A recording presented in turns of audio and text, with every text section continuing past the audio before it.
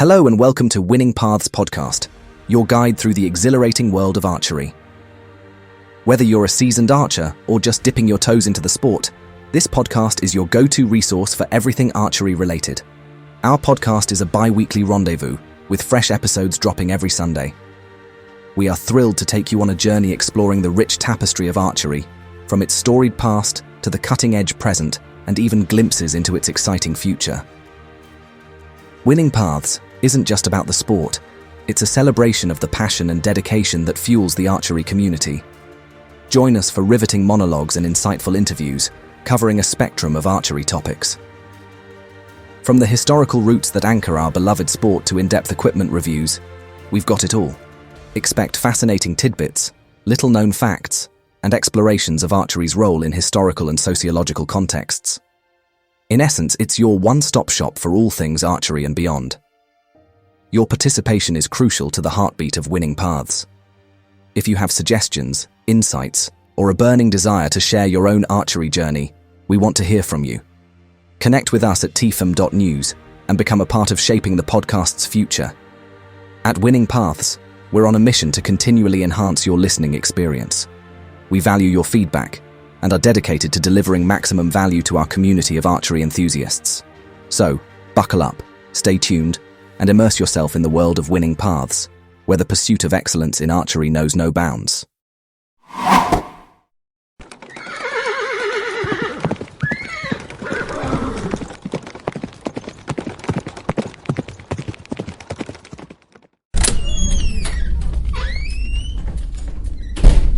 Welcome warmly to the latest episode of our podcast, Winning Paths.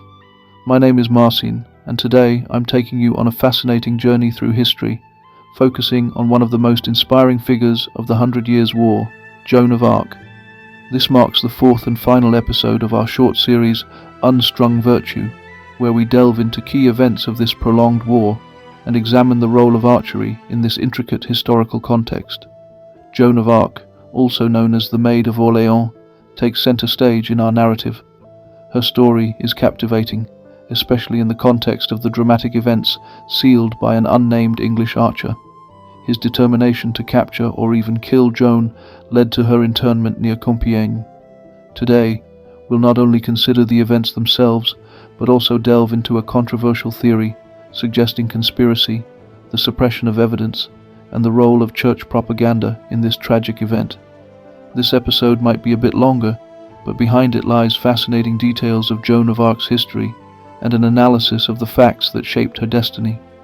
We'll also try to shed light on all these debatable theories, and perhaps not so much to expose them, which may prove to be impossible, as to tame them a little, and thus introduce some of them into the acclaimed historiographical discourse.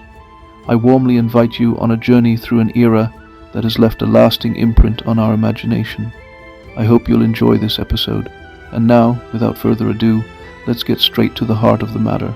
In the annals of 15th century European history, Joan of Arc, circa 1412 to 1431, stands as a figure of profound significance, altering the course of the Anglo-Burgundian French 100 Years' War with a resolute military presence that steered the fate towards a French victory. Charles VII of Valois owes the unity of France to an unassuming young woman who rallied the masses to pursue the liberating ideal from oppression. This liberation extended beyond the reclamation of French territories under English occupation to thwart the Burgundian succession in alliance with them. From the outset, the tale of the Maid of Orléans, a title bestowed upon Joan in homage to her greatest triumph, is one veiled in the tragic hues of her demise, consigned to the flames of the stake. Once in the clutches of the English and Burgundians, orchestrated attempts were made to obliterate her authority and humiliate King Charles, whose legitimacy found sanction through her. The inquisitorial drama in Rouen, orchestrated by her adversaries, unfolded as a tableau marred by egregious abuses. The tribunal, meticulously chosen and remunerated to deliver a predetermined verdict, became a stage for Machiavellian maneuvering. Yet, amidst the artifice and contrivances, the trial laid bare the quintessence of Joan's accomplishments, intimate communion with the divine, beckoning her to fulfill a singular and sacred mission.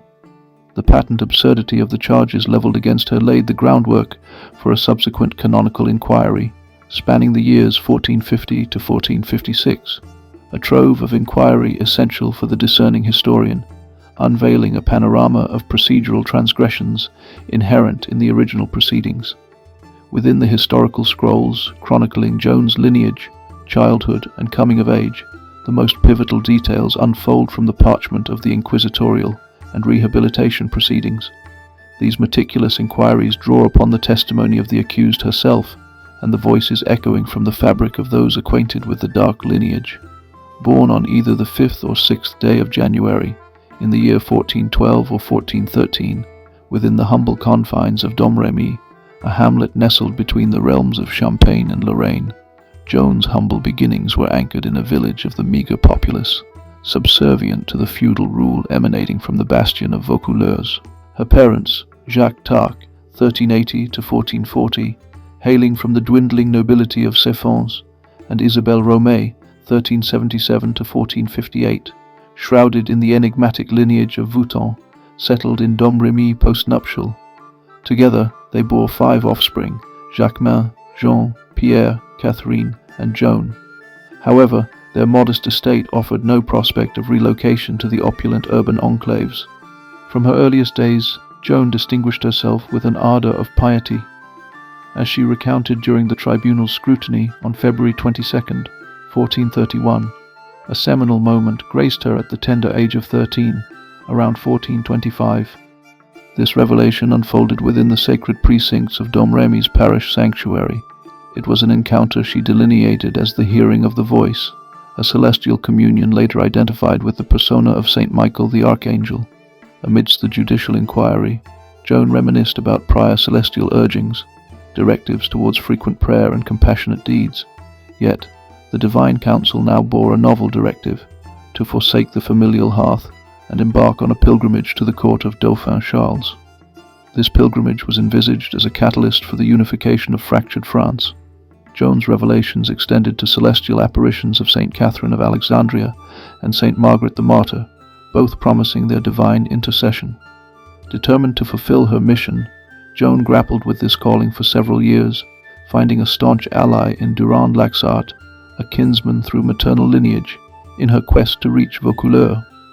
We are left in uncertainty regarding the manner in which she swayed him to her cause.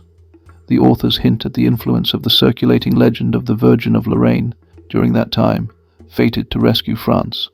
Laxart, in his wisdom, resolved to present her to his superior of the hour, the captain of Vaucouleurs, Robert de Baudricourt, circa 1400 to 1454. During their encounter, Joan foretold the outcome of the ongoing battle at Rouvray, a prophecy that swiftly permeated the populace, compelling the captain to lend credence to the revered Virgin of Lorraine. Confronted with this extraordinary turn of events, de Baudricourt dispatched her, accompanied by 6 stalwart men, armed with a letter of commendation to the Dauphin, Charles. At that juncture, the uncrowned sovereign of France held court in Chinon, nestled upon the threshold of Anjou and the Duchy of Touraine. Following an arduous journey spanning 11 days, the Maid of Lorraine made her auspicious arrival at the Dauphin's court on the 6th day of March, in the year 1429. Echoes of their fateful meeting have been preserved through the annals of contemporary chroniclers. Among the shared narratives lies Joan's serendipitous discovery of the Dauphin, concealed within the throng, a strategic revelation designed to substantiate the purported divine calling of the maiden. Her impassioned plea for the journey to Reims resonated through the assembled courtiers, followed by an intimate tête-à-tête with the Dauphin. However, Charles, mindful of the gravity of Joan's claims, resolved to scrutinize the authenticity of her faith. Hence, he dispatched her to Poitiers, where she endured an exhaustive theological examination before a solemn ecclesiastical tribunal. Though the records of this inquiry remain scant, subsequent testimonies from the inquisitorial and rehabilitation proceedings offer glimpses into Joan's confident prediction of forthcoming events, pivotal in affirming her divine mission: the expulsion of the English from Orléans, the coronation of the Dauphin, and the emancipation of Paris, the cherished capital of France. Recognition of Joan of Arc's extraordinary calling as genuine demanded tangible responses from the court. The Maid of Lorraine required a distinctive standard and a precise delineation of her competencies. bestowed with new armor and a sword salvaged from the ruins of the decimated church of St. Catherine of Alexandria in Fierbois, Joan's entitlement to fulfill her mission was ultimately sanctioned by Charles's commanders. However, a void lingered concerning her role in the forthcoming campaign, whether it entailed substantive command and decision-making, or leaned more towards moral leadership. Such nuances were left to the evolving course of events. Nevertheless, concerted efforts were undertaken to fortify morale across societal strata, with Joan emerging as an emblem of hope for national reintegration. The news reverberated throughout the realm that the long-awaited Maid of Orléans had graced Chinon with her presence, securing the trust of both the sovereign and the ecclesiastical hierarchy. Swiftly mobilizing the knighthood, a narrative of expeditiousness emerged, positing it as a conduit to imminent triumph. The fervent zeal of the populace facilitated the swift assembly of an army comprising around 3,000 valiant soldiers. In a surprising turn, Joan dictated a missive to the King of England and the appointed regent of France, Duke John Bedford. This missive proffered an offer of unconditional surrender and prophesied their inevitable defeat should they spurn the proposal. Joan substantiated her directive through her divinely ordained calling from God, communicated through saints deputed for this very purpose, and the grim prospect of the demise of numerous innocent knights on both sides of the conflict. Despite the cognizance of this missive by Charles and his innermost circle, a rejoinder remained elusive. Consequently, the town of Blois, strategically positioned between Chinon and Orléans, was designated as the rendezvous point for the converging armed forces. Joan endeavored to be in close communion with the knights, engaging them individually, stalking their valor, and instilling unswerving faith in the fruition of their martial endeavors. On the auspicious day of April 27, 1429, the army set forth, driven by the ardent aspiration to relieve the beleaguered Orleans.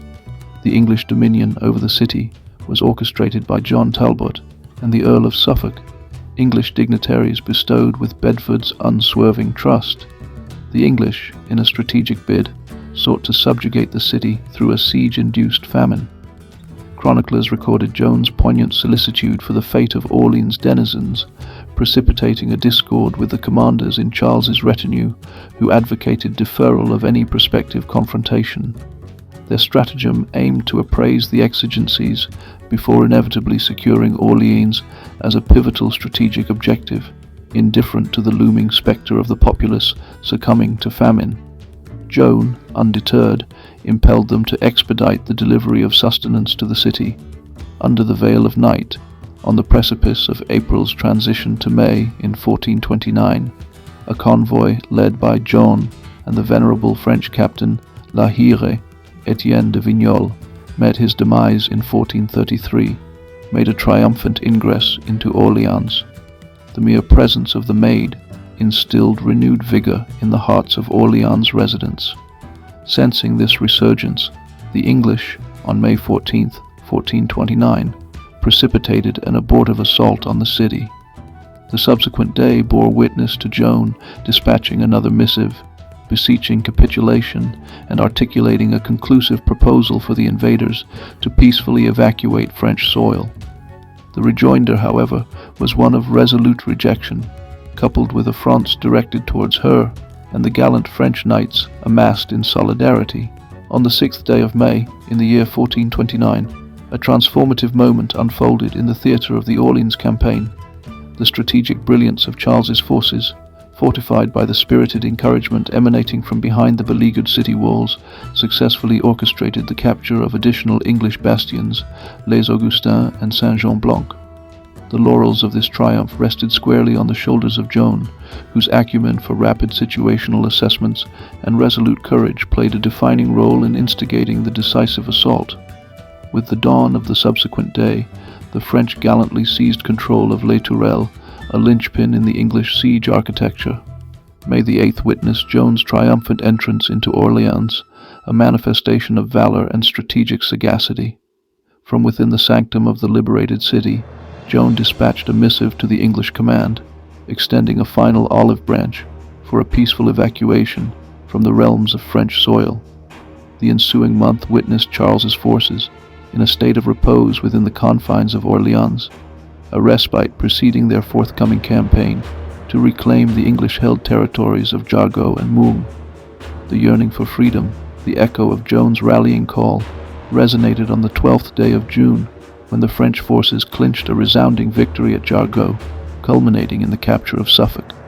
In the aftermath, the English strongholds of Meung and the modest garrison in Beaugency capitulated, leaving Patay as the last bastion standing between the French resurgence and complete territorial redemption. The 18th day of June in the year 1429 was etched into history as the Day of Patay, a French reprisal for the defeat at Agincourt in the year 1415. Joan's ever-swelling army, now a formidable force of 12,000 stalwarts, bore witness to this triumph. Yet, amidst the euphoria of Orléans, dissent emerged within the French ranks. La Hire and fellow commanders harbored ambitions for a continued march, yearning to emancipate additional towns from the clutches of English dominion, with Paris looming large in their aspirations. However, Joan, steadfast in her convictions, presented her objections through a private missive to the Dauphin. In this missive, she implored the legitimate heir to the throne to hasten to Reims for a coronation that would cement his rightful claim. The Dauphin, heeding this counsel, embarked on a ceremonial entry into the hallowed city on the 16th day of July. The coronation rites, solemnly conducted in the local cathedral, bore testament to Joan's unwavering dedication. Post-ceremony, amidst the gathered assembly, Joan proclaimed the culmination of her divine mission. The onus of liberating Paris was entrusted to the hands of other valiant commanders, echoing the ebb and flow of destiny in the annals of history. Amidst the perplexity of Charles VII's contemporaries, the monarch exhibited a reluctance to seize the moment of absolute triumph over his adversaries. Initiating covert dialogues with Burgundy for a potential alliance against England, he harbored apprehensions of singular confrontation. Unbeknownst to him, Joan, guided by her unwavering conviction, directed the composition of a missive to Duke Philip the Good, proposing terms of peace. Despite the Duke's silence, the juxtaposition of two independent propositions, suggesting a shift in alliance dynamics, compelled him to reconsider his ongoing alignment with England. Eventually, he opted for a 15-day armistice, during which Charles's forces, unimpeded by the Burgundians, could lay claim to Paris. Reacting promptly, on the 4th of August in 1429, Bedford proclaimed an offensive against the French king, simultaneously accusing him of succumbing to the influence of the purported witch, Joan of Arc. Faced with this situation, Philip declared his willingness to extend the truce with Charles VII, contingent upon the cession of towns in proximity to Paris: Compiègne, Senlis, Creil, and Pont-Saint-Maxence. Charles, notwithstanding the appeals from these towns proposing feudal homage, chose not to respond, thereby signaling to all stakeholders the hesitancy of the new French sovereign. Joan, a vigilant observer of unfolding events, conceived a renewed aspiration to lead the army and march towards Paris, a medieval bastion of fortitude and a symbolic citadel of monarchical eminence for the King of England. Her missive to the residents of Reims bemoaned Charles's dilatory actions, asserting that his aspirations lacked the vigor to unify the entirety of France. This correspondence estranged the king, prompting him to devise a stratagem to distance her from the court. Ultimately, he entrusted her with a nominal force, emphasizing his unwillingness to shoulder the responsibility in the event of a campaign setback. Undaunted by the slender prospect of success in her audacious plan, Joan of Arc set forth with her resolute soldiers in the early days of September 1429, embarking on a course directed towards Paris. The ensuing assault on the capital culminated in a momentous defeat for the French forces. Several moons hence, at the heart of the English dominion, nestled within the hamlet of Compiègne, the indignant murmurs of the French populace burgeoned into a rebellion against the overbearing occupiers. The unfolding of destiny reached its zenith in May of 1430, when tidings reached Charles from the insurgents, entreating him to forestall the encroaching English juggernaut. Unfazed by the incongruity between her modest retinue of 300 souls and the formidable odds stacked against them, King Charles dispatched Joan to the beleaguered fray. Before embarking on this perilous quest, Joan proclaimed with an air of stoic resolve that the voices had heralded the termination of her devoted service to the sovereign. The circumstances in which the following incidents unfolded are tragic insofar as they are part of the pettiness of human nature, which, in my opinion, played a significant role in those days, if not solely contributed to the downfall of Joan, as the threads of her fortune began to intertwine in a darker pattern in the crisp autumn of 1429, just beyond the gates of Paris.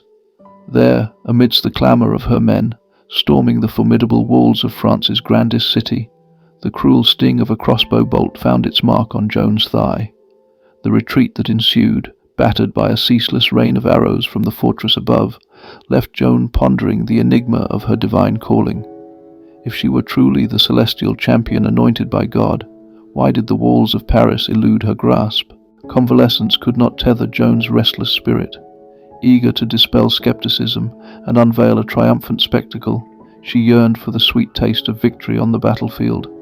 Simultaneously, in response, it seemed, to the coronation of Charles in Reims, the Duke of Bedford orchestrated a regal spectacle for young Henry, a mere lad of 8, in the hallowed halls of Westminster Abbey, with plans for a subsequent coronation on French soil.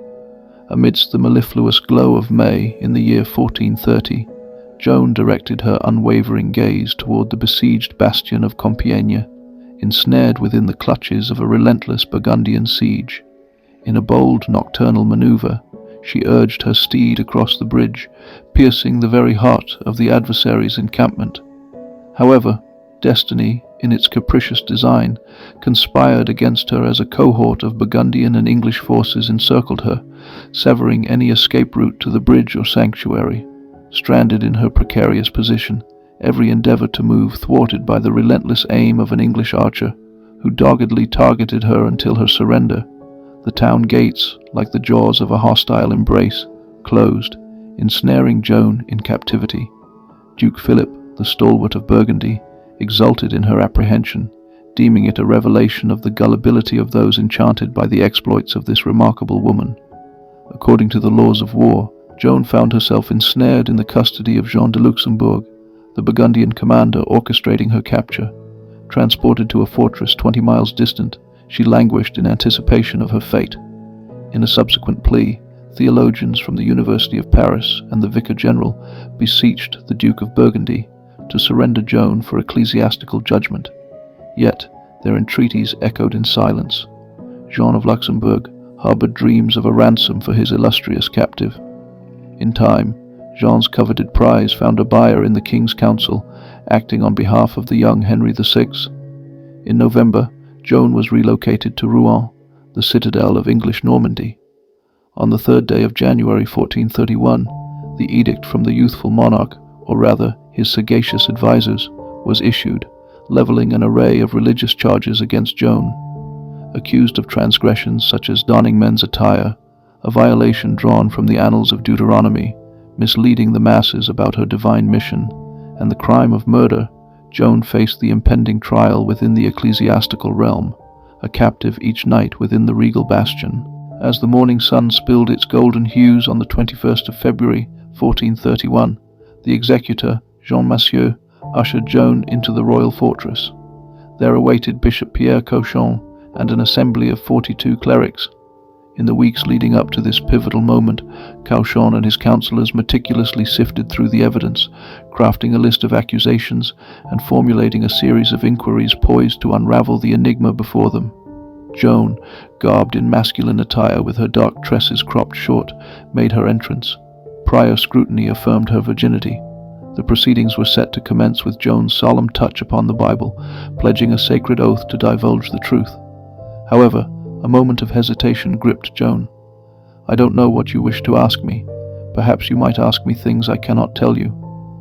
Despite Bishop Cauchon's insistence, Joan stood resolute, expressing her willingness to respond to queries regarding her deeds, but steadfastly refusing to unveil the divine revelations bestowed upon her, even in the face of the gravest threats. Eventually, she knelt and swore an oath, committing to truthfully recount her faith and actions, yet withholding those sacred messages God intended solely for her king, Charles. Queries about her origins unfolded, and Joan provided answers. Aged 19, hailing from the village of Domremy, her lineage traced back to Jacques d'Arc and Isabel. A devout Catholic, she had received the sacrament of baptism. Before her return to the confines of her cell, Cauchon cautioned Joan against any escape attempts, a reminder prompted by a previous daring leap from her tower cell. In the subsequent day's interrogation, Joan responded to questions about her missive to the English at Orléans, her assault on Paris, and other martial exploits. Contrary to her assertions the previous day, she delved into the messages she received from God.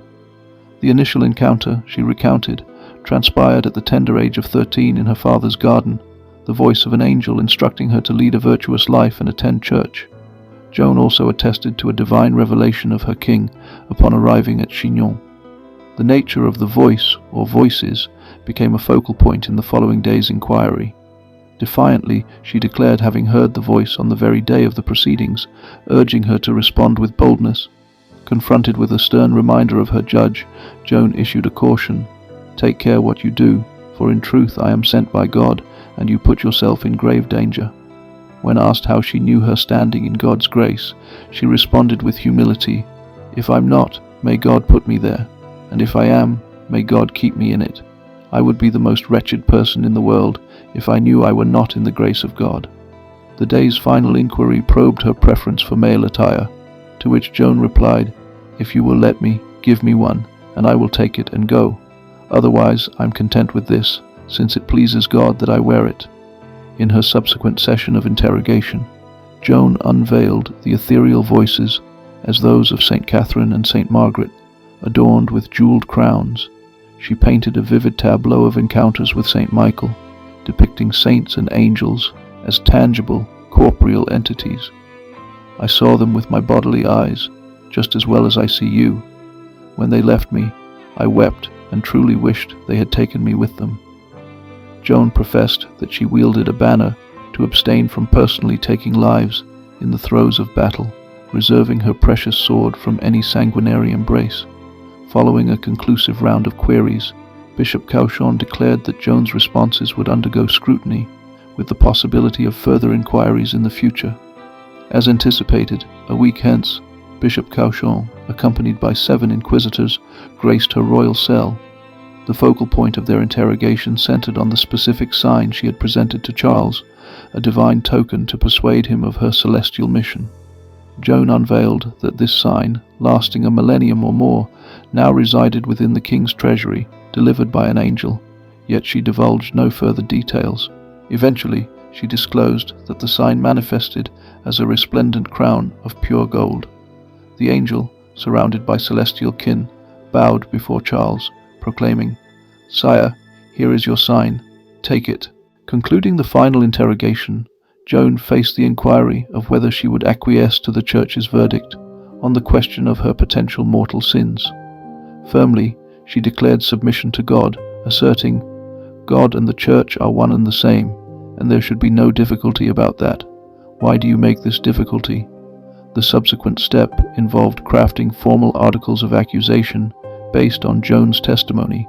Initially numbering 70, the list was deemed excessive and subsequently distilled to a concise 12. These accusations encompassed her visions, the divine sign for Charles, her reliance on counsel from angels and saints, prophecies of future events, the adoption of men's attire, war tactics, departure from parental home without consent, a daring leap from a 40-foot prison cell, assurance of heavenly ascent, claims of divine support for the French against the English, a vow of virginity without priestly counsel, and reluctance to yield to church authority. Among these, the primary focuses of interrogation remained her purported visions, defiance of church authority, and her penchant for male attire. The interim days leading to trial were fraught with discomfort for Joan. Intermittently plagued by severe illness, she endured the torment of a derisive, taunting God.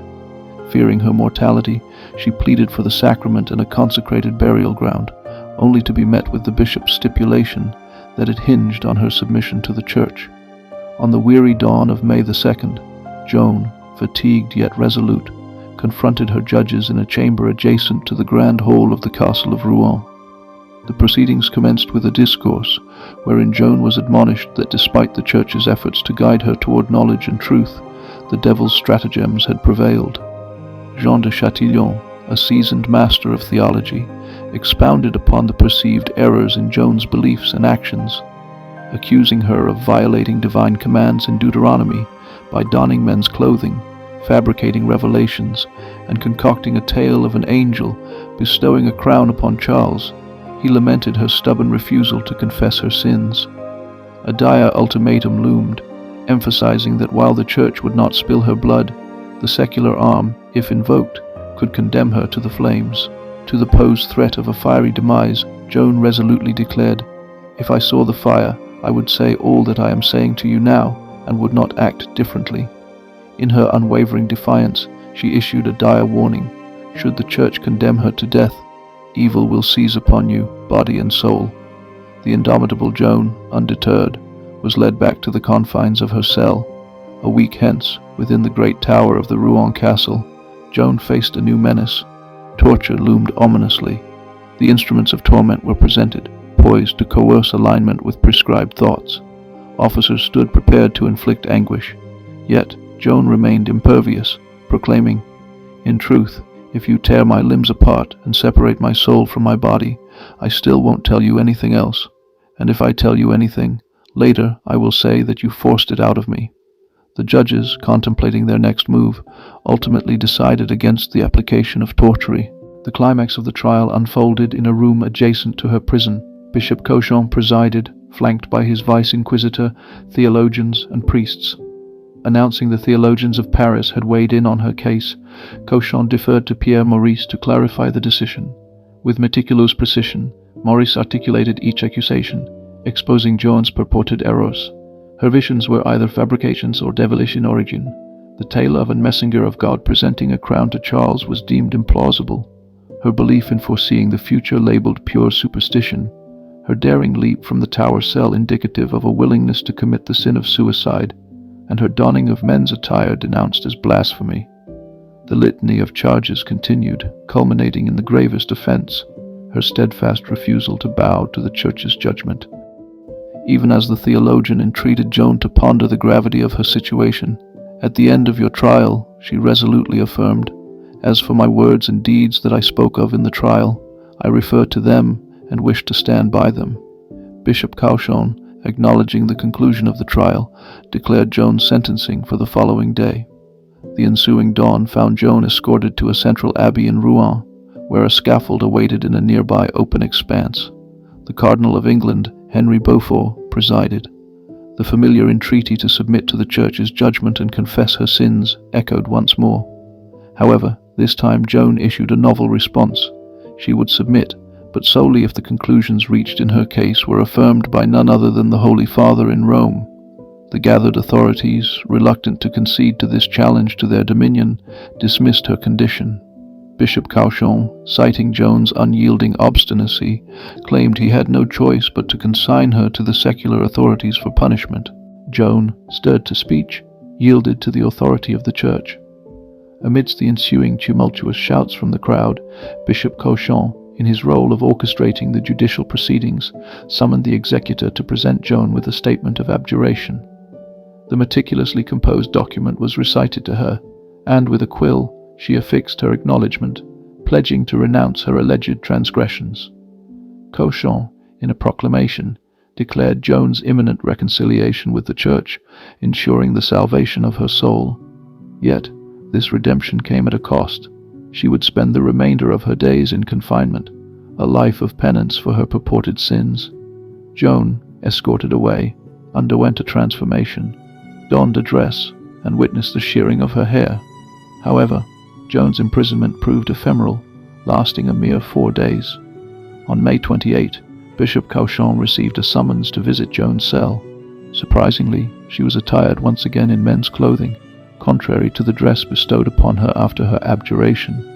Joan, in explanation, professed ignorance regarding any commitment to abstain from men's attire, asserting its practicality in her existence among men.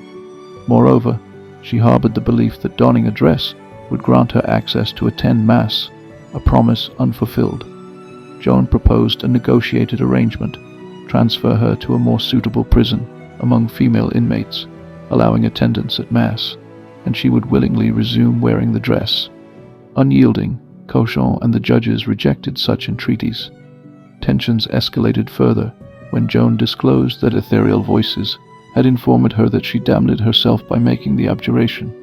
Swiftly retracting all she had prophesied at the scaffold, Joan left Cauchon and the judges in a quandary. Convening the following day with a gathering of 40 or so clerics, a decisive verdict emerged. Joan was deemed a relapsed heretic. Faced with such a designation, the path forward became ominously clear, as there was but one recourse for those deemed relapsed heretics. At the break of dawn, within the confines of her cell, Joan faced a final inquiry regarding the authenticity of her celestial visions. Firmly, she affirmed, "Whether they are good spirits or evil spirits, they appeared to me." The probing continued. Did an angel truly convey a crown to Charles? Joan, resolute, dismissed the celestial intermediary, revealing that the crown's pledge to guide Charles to his coronation was her own doing. In response, Bishop Cauchon summoned a friar to attend to Joan's confession and administer the Eucharist. Subsequently, Joan, adorned with a cap bearing the damning inscription, "Relapsed heretic, apostate, idolater," was led through Rouen thoroughfares atop a cart. Nearing the designated pyre and platform in the market square, Bishop Cauchon pronounced a litany of her sins. Drawing a parallel to the proverbial dog returning to its vomit, he decreed her separation from the church and her consignment to secular authority. Bound to the wooden stake, Joan fervently prayed as the flames encircled her. With each passing moment, the fire consumed her, reducing her to the essence of her mortal form. As her final breath escaped, the executioner, diligent in his macabre duty, revealed her complete nudity, exposing to the onlookers the incontrovertible truth of her womanhood. The flames, rekindled, devoured what remained until only the ashes of Joan of Arc lingered. In a final act, these remnants were callously cast into the Seine, erasing all trace of the defiant maiden who had dared to defy both celestial and earthly powers. It is plausible to assert that the trial and subsequent demise of Joan d'Arc unfolded in the shadows, guided by the intricate interplay of political and personal circumstances that favored everyone but the Maiden of Orléans. The judgment and execution of this valiant figure were conspicuously advantageous to a multitude, notably those entrenched on either side of the conflict, as echoed by the king's stance. Charles's enigmatic acquiescence during the proceedings, a universally decried passivity, fueled speculation among discerning observers. Some conjectured that beneath his seemingly inert demeanor lay a Machiavellian stratagem, hinting at the potential formation of a covert alliance united against a common adversary. Confronted by this ominous tableau, Philip, recognizing the exigency of the hour, opted for decisive action. He consummated a pact of amity with Charles VII, forging an alliance that stood resolute against the English dominion. The protracted parleys, drawing to a close in the month's waning light, bore testament to their accord, sealed in solemnity on September 20th, 1435, within the venerable precincts of Arras. Meanwhile, the demise of Lord Bedford, a pivotal figure in the English power structure, cast a prophetic shadow, foretelling the impending twilight of their continental hegemony. In the intricate dance of historical forces, the English domain in France found itself bereft of a guardian capable of extricating it from the confluence of the Franco-Burgundian alliance. On April 13, 1436, the French triumphantly seized Paris, thereby culminating the indelible legacy of Joan of Arc. In the ensuing years, the theatre of war unfolded within the contracting boundaries of the English sphere of influence. Though the English acquired fortresses, their tenure proved ephemeral, as within mere months they were compelled to cede them to the advancing forces of France. During this epoch, the French, in a strategic gambit, employed cannons that played a pivotal role in determining the course of their victory. Moreover, England's aspirations of reversing the tides through a potential alliance with Burgundy were dashed. Burgundy, grappling with social upheaval and burgeoning pro-French sentiments on its soil, dwindled in significance until its ultimate absorption by France in 1477. English diplomacy, recognizing the exigency of the hour, endeavored to broker an unconditional ceasefire. In 1444, negotiations unfolded in Tours between Chinon and Bourges, pointedly excluding the Burgundian contingent. Despite the pledged truce, Charles VII, seizing upon the vulnerability of his adversary, initiated a final campaign on August 14, 1449, resulting in the complete subjugation of Normandy and Guyenne. The capitulation of the English garrison stationed in the French bastion of Bordeaux in 1453 marked the denouement of the 100 Years' War. The belligerents refrained from formalizing their reconciliation through a peace treaty. Deep-seated mistrust permeated the interactions between the English and French nations for several ensuing centuries. This prevailing state of affairs endured until the early 20th century, when the geopolitical landscape of Europe compelled both sides to transcend long-standing prejudices and foster mutual understanding. Thus, after the passage of centuries, the visionary concept inherent in Joan of Arc's actions materialized, an alternative to the holy war waged by the French against English invaders, the harmonious coexistence of both nations, English and French. The initial exploration of Joan's accomplishments is attributed to the legal minds engaged in her trials and the chroniclers who documented her saga. Delving into their works, it's crucial to acknowledge that, in the initial decades post the demise of the Maid of Orléans, their individual political affiliations cast a substantial shadow. Aligned with either the English or French court, authors scrutinized Joan of Arc's feats through the prism of their respective monarchs. As time unfolded, less politically charged analyses endeavored to fathom the historical phenomenon that resisted simplistic and conventional calculations, posing the fundamental inquiry: to what extent was Joan instrumental in the French triumph?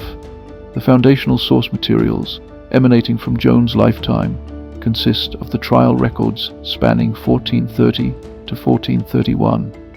Timothy Wilson Smith, an English historian, remarked on the tribunal's expeditious approach, initially documenting proceedings in French, subsequently translated to Latin and copied.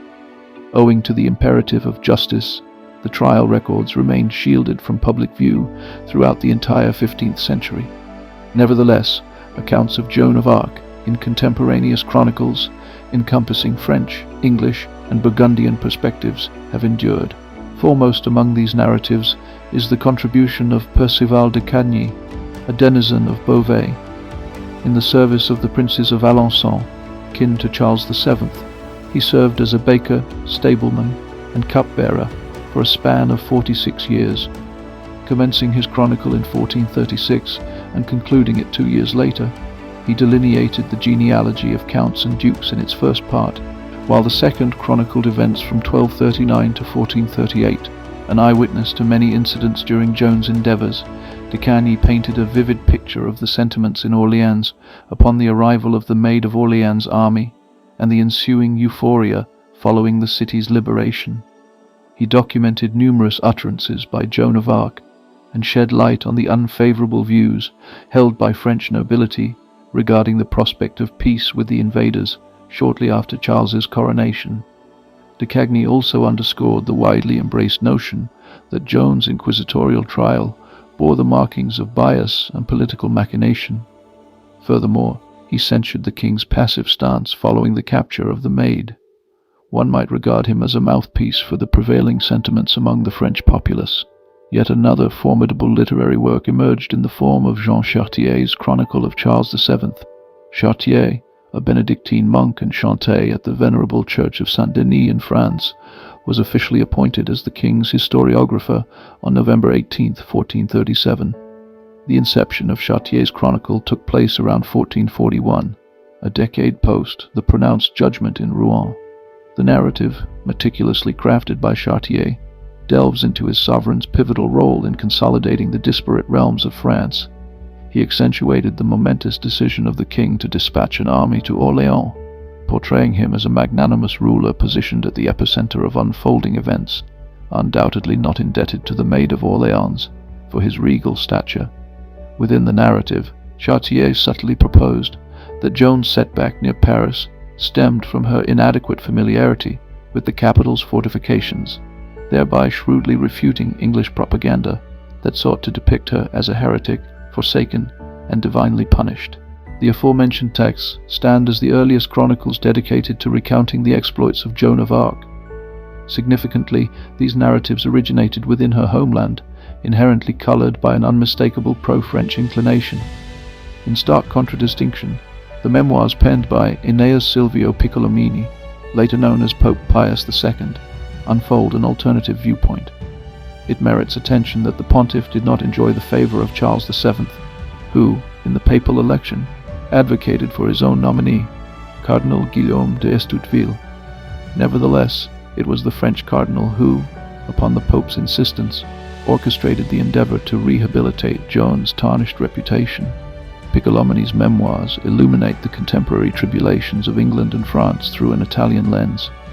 Within their pages, a meticulous depiction of the 15th century world emerges, featuring a dedicated section chronicling the miraculous and extraordinary feats of the Maid against the English. Piccolomini not only demonstrated an intimate familiarity with the topography of the locales where Joan traversed her entire existence, but also showcased the author's conspicuous admiration for the Maid's achievements. The narrative extends beyond a mere military focus, encompassing a poignant portrayal of the contentious circumstances surrounding her demise, notably dismantling the groundless accusation of donning male attire. Hence, it can be posited that the memoirs unfurl perspectives on Joan of Arc that transcend the confines of chroniclers, directly enmeshed in the tumultuous reigning of the 100 Years' War, where even then the revelations from the trial seemed to cast a looming shadow of profound injustice. In the 1540s, as Burgundy assumed a role of gradually winning allegiance to France, Enguerrand de Monstrelet, the court historian, circa 1400 to 1453, recounted events from a bygone decade, intricately linked to the war's pivotal juncture and the demise of Joan. He documented his first-hand observation of her apprehension near Compiègne and subsequent confinement within the Burgundian fortress of Beaurevoir. Monstrelet's chronicle depicted Joan as an unwavering individual in her endeavours, yet conspicuously relegated her significance to the shadows cast by Charles's counsellors. Concurrently, an anonymous academic from the University of Paris penned a narrative titled The Parisian Burgher. This composition delved into diverse folk narratives of Joan's formative years, delineated the accusations hurled against her by Jean d'Estivée during the Rouen trial, and incorporated excerpts from G. Hérault's oration preceding the execution. The author insinuated Joan's involvement in mystical arts, foretelling her eventual downfall. In the vicinity of 1470, two unidentified chronicles surfaced, chronicling Joan's exploits: the Diary of the Siege of Orléans and the Journey to Reims, and the Chronicle of the Maid. These manuscripts drew inspiration from both the aforementioned diary and Chartier's opus. Parallel to the judicial records, they stood as the most expansive medieval accounts of Joan. Within their pages echoed the insights of Count Dunois, the overseer of Orléans during the English encirclement. Their precision and profusion of particulars hinted at a plausible association with him. Notably absent from the narrative was any reference to Joan's trial, the chronicle concluding its narrative thread in the year 1429. Each of these works collectively aspired to attenuate the stature of the Maid of Orléans in the communal memory. In the realm of English historiography, the depiction of Joan of Arc endured until the late 15th century, intricately intertwined with a portrayal casting her as a woman of questionable morality, dabbling in the mystical arts, whose transgressions ultimately condemned her to the flames. William Caxton, a diplomatic figure and merchant, whose pioneering strides in printing left an indelible mark on the British Isles, circa 1415-1492, briefly recounted the events surrounding the Dauphin's coronation. He asserted that this momentous occasion owed its possibility to the preceding upheavals stirred by the Maid of God, Joan of Arc, who later found herself entangled in the web of sin. Subsequently, the corridors of English historical literature predominantly echoed the resonances of propagandistic anti-French theatrical productions and the echoes of popular adages. Professor Norman Davies astutely observed an enduring trend within English historiography, stretching from the medieval epochs onward, wherein there prevailed a pervasive inclination to downplay the continental defeat of England, coupled with a pronounced ideological bias aimed squarely at Joan herself. This distortion served as a facet of national pride, staunchly resisting introspection in the face of failure. As the 15th century metamorphosed into the 16th, the literary landscape bore witness to the genesis of the initial comprehensive biography dedicated to Joan, an opulent narrative unfurling the tapestry of her entire existence. The anonymous architect of this opus, styling himself as a courtier in the court of the reigning King of France, Louis XII, 1462–1515, ascending to the throne in 1498, and an admiral named Louis de Graville, explicitly outlined his objective: to engage in a dialectic clash with the narrative proffered by Monstrelet. The distinctive merit of this scribe lay in his endeavour to present, to a discerning readership, the discord between the virtuous life led by the Maid of Orléans and the iniquity perpetuated by a partial trial and its subsequent verdict. The ensuing centuries failed to give rise to comprehensive historical inquiries into Joan's life. This dearth can be linked to a shift in the focus of historians who directed their attention toward the evolution of the concept of absolute rule and the narration of dynastic alliances among European courts.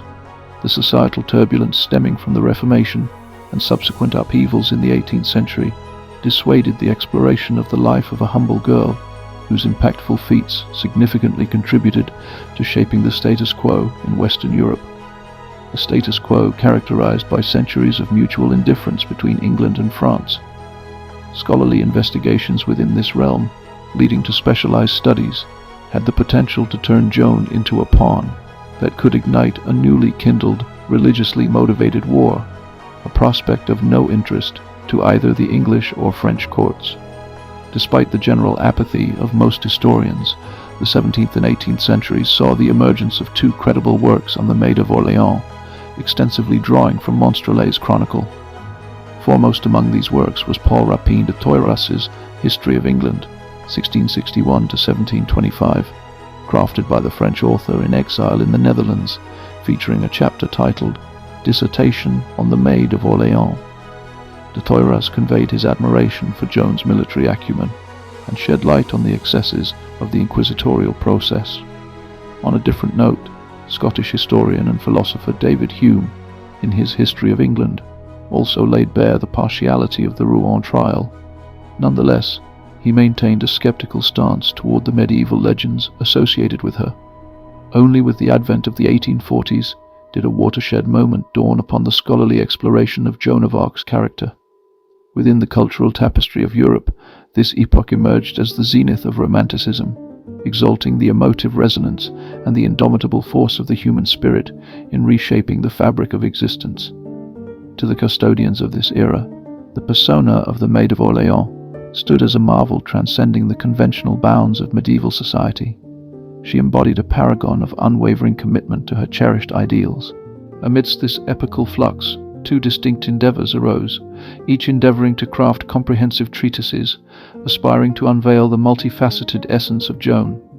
These scholarly pursuits yielded impartial historical artifacts, laying the cornerstone for subsequent inquiries, unshackled from the fetters of nationalist bias. In the year 1841, Jules Étienne Joseph Quicherat, 1814–1882, having been granted access to the royal archives through a royal dispensation, embarked on the formidable undertaking of publishing the comprehensive transcripts of Joan's trials, ultimately culminating in a 5-volume opus titled The Conviction Trial and the Rehabilitation Trial of Joan of Arc, called The Maid, accompanied by all subsequent historical records pertaining to her that could be assembled, along with elucidations and annotations. In this monumental effort, Quicherat meticulously presented the entirety of the procedural records, coupled with an extensive categorization of the literary corpus dedicated to Joan, encompassing even propagandistic works. In the crafting of his magnum opus, Quicherat aspired to fashion a compendium that embodied the utmost objectivity, recognizing that only such a work could be earnestly considered by the discerning audience of his era. Today, it stands universally acknowledged as an indispensable fount of knowledge concerning Joan. In the subsequent biennium, the erudite historian from Paris, Jules Michelet, 1798–1874, unveiled a monograph synthesizing lectures cultivated over 2 decades on the 100 Years' War and the enigmatic figure of Joan of Arc, bearing the appellation History of France. This meticulously annotated work found support in antecedent literary contributions such as Monstrelet's Chronicles, the Chronicle of the Maid, the Parisian Burgher, and myriad others. According to Michelet, the crux of the Anglo-French conflict lay in the coronation of Charles in Reims, an achievement exclusively attributed to the military exploits of the Maid of Orléans. He also underscored Joan's metamorphosis from a timorous maiden to a national leader, willing to sacrifice her life for her convictions. Michelet fastidiously chronicled all the procedural transgressions from the years 1430 to 1431. Embedded within his work was a missive for the contemporary French populace. The sanctity of a unified French nation and state, in his perspective, ought to remain immutable. In response to the 19th century French literary ventures dedicated to Joan of Arc, emerged the inaugural scholarly English monograph on the subject, crafted by John Lingard, a venerable Catholic clergyman. From its inception, Lingard ardently disavowed the supernatural complexion of the life and exploits of the Maid of Orléans, contending that such a perspective, if embraced, would inevitably cast a shadow upon the impartiality of the author. Despite this stance, he embarked on the noble endeavor of unfurling the complete tableau of the French heroine. Lingard sought to elucidate her extraordinary martial triumphs as fortuitous outcomes of circumstantial happenstance. A novel exploration, vis-à-vis his predecessors, encompassed the nuanced inquiry into Charles VII's disposition towards Joan, subsequent to her coronation in Reims. Drawing an inference from the monarch's reluctance, Lingard proffered the conjecture that, perchance, he had mooted her return to familial folds during that epoch. The inquisitorial process underwent Lingard's meticulous scrutiny, leading him to a resolute verdict that the extant chronicles of the accused's final days obliterated any semblance of legitimacy regarding the charge of heresy. Into the 20th century, the discourse within historical publications and succeeding treatises crystallized around the query of the supernatural tenor of Joan of Arc's deeds and the state of her psyche. The burgeoning interest in the national heroine, pulsating through the societal fabric across successive decades, necessitated authors to fashion compositions that, while retaining the rigor of scholarly inquiry, were palatable to the discerning common reader. Most succumbed to a form of ideological coloring, accentuating select facets of the Maid of Orléans, while relegating others to the shadows.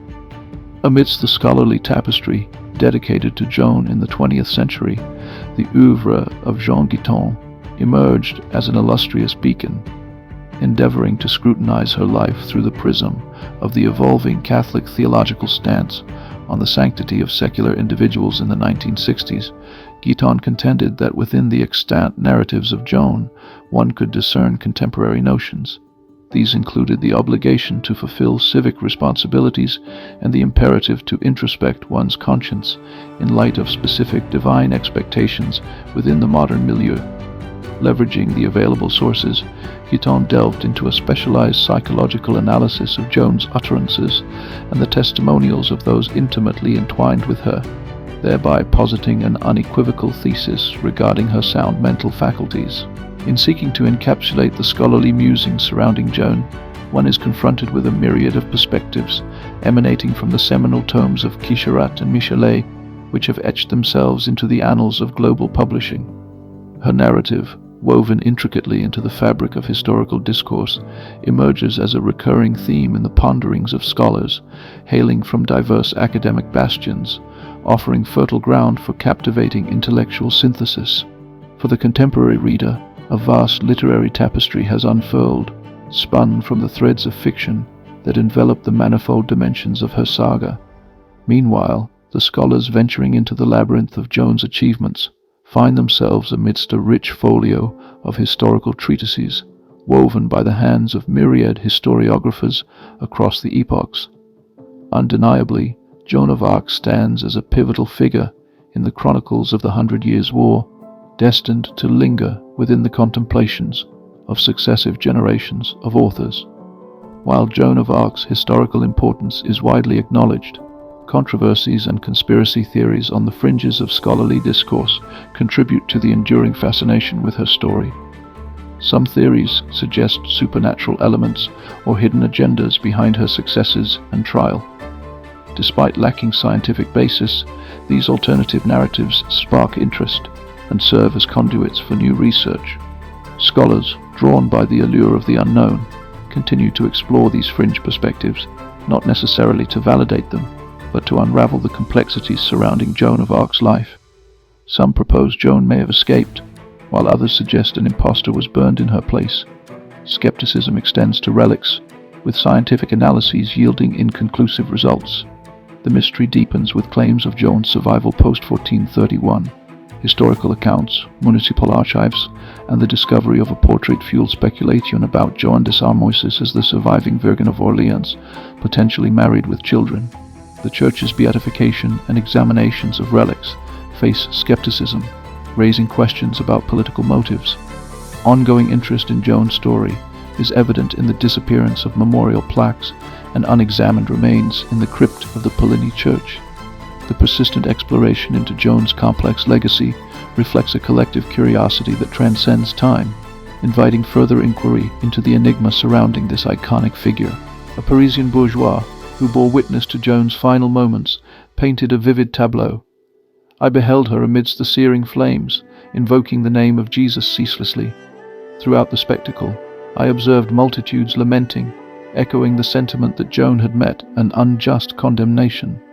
A local clergyman, reflecting on the tragic scene, recounted, "As the pyre was ignited, Joan d'Arc erupted in fervent cries of 'Jesus, Jesus,' persisting until her last breath with the sacred name on her lips. I heard Father Jean Alepe, his voice resonating with a dolorous cry, expressing a desire for his soul to share the same fate as the woman before him. Even those entrenched in opposition found themselves moved to tears by her comportment at the stake. Until the final moments, Joan d'Arc clung to the conviction that the voice of God resonated in her ears, unwavering in her belief that divine betrayal had not befallen her, as documented in a 1910 Catholic encyclopedia, crafted a year following the beatification of the French heroine. In May of 1920, Pope Benedict XV canonized her death as an act of martyrdom, enshrining the Frenchwoman among the celestial pantheon. Saint Joan d'Arc, who embraced humiliation and death rather than renounce the truth. Saint Joan d'Arc, who converted witnesses through the spectacle of her martyrdom, thus intones the litany to the Virgin of Orléans. In 2011, Benedict XVI, in solemn reflection, remarked, "She departed this world with her gaze fixed upon the crucified Jesus. Yet fractures mar this crystalline image. Doubt lingers in the annals of history." A Parisian bourgeois, using the pseudonym Bourgeois de Paris, recorded that as late as August 1440, a prevailing skepticism persisted, with many in France refusing to accept Joan d'Arc's immolation at the stake. Conversely, a 1439 manuscript from a Norman chronicle in the British Museum disclosed they eventually burned her publicly, or another woman resembling her, giving rise to conflicting opinions that endure.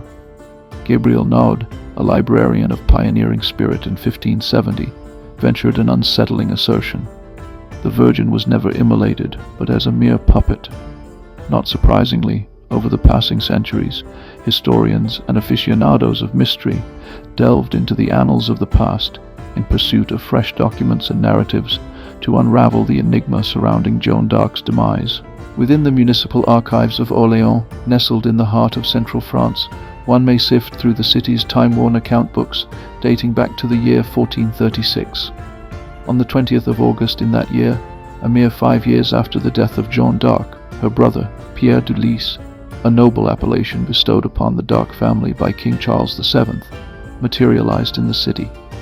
From the town's coffers, he received funds to finance a journey to his sister Jeanne la Pucelle. The epithet Pucelle, signifying virgin, served as the moniker for the departed Joan d'Arc. Simultaneously, the city dispersed resources to messengers tasked with conveying missives from Joan to the city. She had become a legend, the one who, leading the French army, liberated the besieged city from the English, and consequently earned the sobriquet of the Virgin of Orléans. Could it be that 5 years post her execution in Rouen, the maiden still breathed? Another account from that era lends credence to such speculation. In the year 1683, the antiquarian Père Vignier unveiled a chronicle of the city of Metz that he had unearthed. It chronicled the arrival of Joan la Pucelle, the Virgin Joan, on the 20th of May in the year 1436, where she encountered her brothers Pierre and Jehan, who readily recognized her. Over ensuing days, she mingled with the powerful and the knights who recalled her from the 100 Years' War, all of whom unequivocally identified her as Joan of Arc, the very one fated to burn at the stake. Furthermore, the woman received gifts from the influential, including a horse and a sword, while an alternate version of the Metz Chronicle offered a different narrative, mentioning a certain impostor who came to the city claiming to be Joan of Arc, and some people believed her. The former, laden with sensationalism, gained greater prominence. Notably, the Joan mentioned in the Metz records also presented herself as Claude, coinciding with the name of Madame des Armoires, frequently appearing in chronicles as the rescued Virgin of Orléans. In the 18th century, the Benedictine monk Dom Calmet published the Histoire de Lorraine, incorporating details of the deed dated the 7th of November in the year 1436, wherein the knight Robert des Armoires and his wife La Pucelle de France affirmed their marriage and the sale of a quarter of the estate at Haraucourt to Collard de Failly. Within the account books of Orléans, it was noted that Joan des Armoires, apparently, over time, the name Claude transitioned to Joan for Madame des Armoires, visited the city in the year 1439 and received 210 livres from the city council for the good she had done for the city during the siege of 1429. Another entry indicated payment to a vintner for providing Joanne with 10 beers and a bottle of wine. Clearly, the woman continued to enjoy the favor of the people of Orléans throughout the years. If des Armoires was indeed Joan d'Arc, it implies that the Virgin of Orléans was not only alive but also married. It becomes challenging to dismiss the notion that the union was without consummation, especially considering other sources claim she bore her husband 2 sons. To compound the controversy, blasphemous rumors circulated about the heroine. In the 19th century, historian Jules Quicherat uncovered a passage in a 1475 work on witchcraft by the German monk Nieder. It suggested that around 1439, Joan found herself in Cologne, fighting in support of the bishop's conflict with the duke, describing her as adopting male behavior, disheveled clothing, engaging in revelry, and casting spells. Nieder asserted that she married a knight and had become the concubine of a priest in Metz.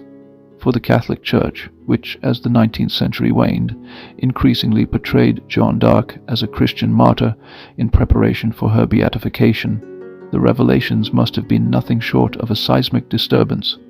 In this milieu, the French historian and archaeologist Gaston Save embarked on a quest in 1893 to illuminate the events of May 30, 1431, in Rouen.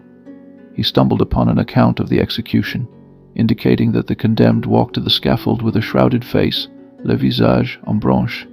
Save conjectured that guards, swayed by bribery, freed Joan d'Arc and substituted another unsuspecting individual for the pyre. The onlooking crowd, positioned at a considerable distance from the stake, remained unable to discern the true identity of the deceased. It is challenging to believe that such an operation did not have influential sponsorship. Historian Jean Grimaud suggested in 1952 that Joan d'Arc may have been assisted in her escape by Pierre Cauchon, the chief judge in her trial. This Bishop of Beauvais, who aligned himself with the English, might have harbored fears that the King of France would soon seize his domains and exact revenge for the execution of d'Arc. Alternatively, Cauchon could have been swayed by the rumor suggesting that Joan d'Arc was no ordinary peasant from Domremy, but the half-sister of the sovereign, born to Queen Isabella of Bavaria and the Duke of Orléans. In such a scenario, King Charles VII of France would have shown no mercy to Cauchon. A potential resolution to the entire affair surfaced in 1867, when a Parisian apothecary claimed to have discovered a jar in his establishment's attic labeled "Remains found under the pile of Joan d'Arc, Virgin of Orléans." The vessel contained a fragment of a rib, a ring, a shred of linen cloth, some powder, and a piece of a cat's femur. The inclusion of the latter was not entirely surprising, given that in the Middle Ages both witches and cats were sometimes consigned to the pyre. The remains bore the unmistakable hue of black, indicative of exposure to fire. At the dawn of the 20th century, the Church subjected the remains to exhaustive scrutiny, but refrained from definitively verifying their authenticity, although the Catholic Diocese of Tours presently houses them in its museum in Chinon. In 2006, the French physician Philippe Charlier, often dubbed the Indiana Jones of cemeteries, assumed the task of examining the relics.